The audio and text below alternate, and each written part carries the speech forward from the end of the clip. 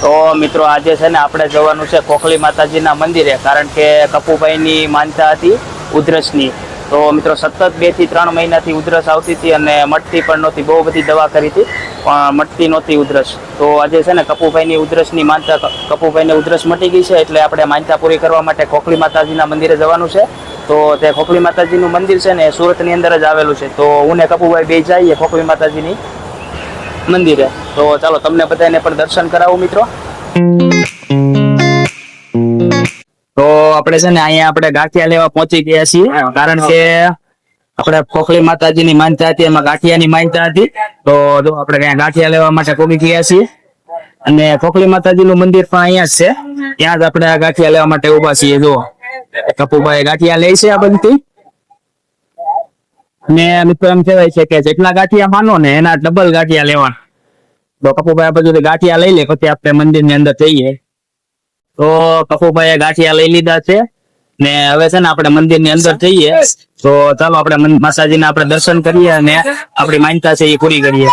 જય ખોખલીમાં મંદિર છે ને સમય પણ આપેલો છે 9 થી 12 ને સાંજે 3 થી 7. તો આપણે અહીંથી અંદર જઈએ.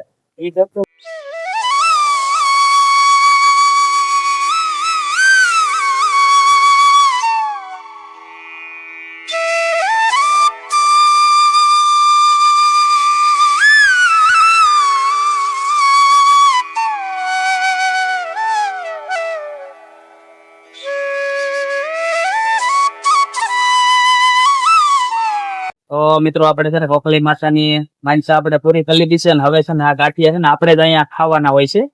તો આપણે પ્રસાદી ખાઈએ અને મિત્રો ગમે તેવી ઉધરસ શરદી હોય એ ખોખલી માની માનતા કરવાથી મિત્રો મટી જાય છે.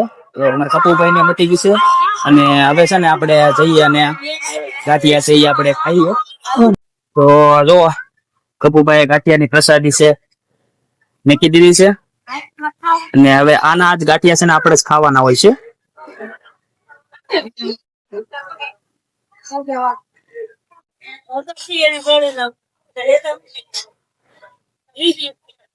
કપુભાઈ ખાવાનું ચાલુ કરો હવે.